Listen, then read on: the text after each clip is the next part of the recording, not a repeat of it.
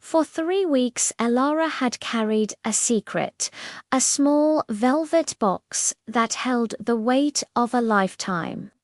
Inside, a silver signet ring waited. It wasn't for marriage in the traditional sense, but for a promise only she and Ethan would understand. A promise of forever. Tonight was the night.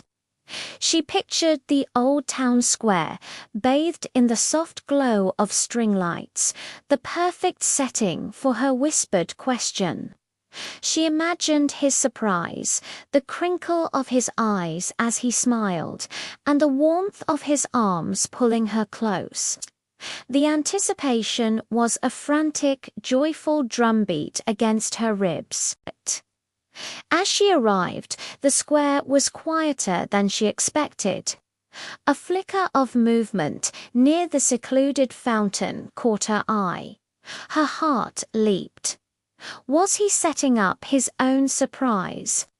She crept closer, a smile playing on her lips, ready to be delighted.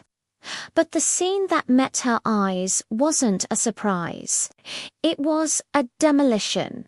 Ethan was there, his body a protective shield around another woman. Her fiery red hair was a stark contrast against his dark jacket. His arms were wrapped around her waist, a gesture so intimate and familiar it stole the air from Elara's lungs.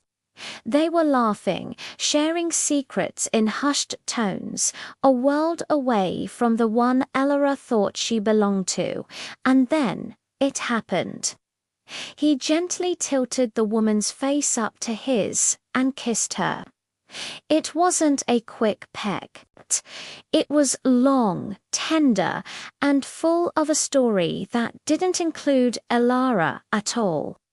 Every memory they had ever built together shattered in that single, silent moment.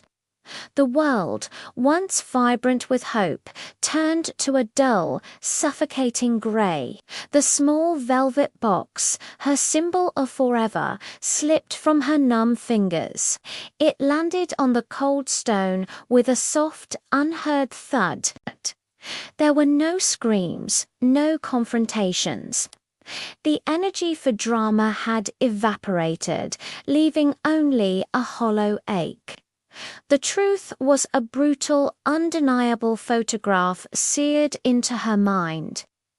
With a silent, soul-crushing pivot, Elara backed away from the fountain, from the man she loved, from the future that was no longer hers.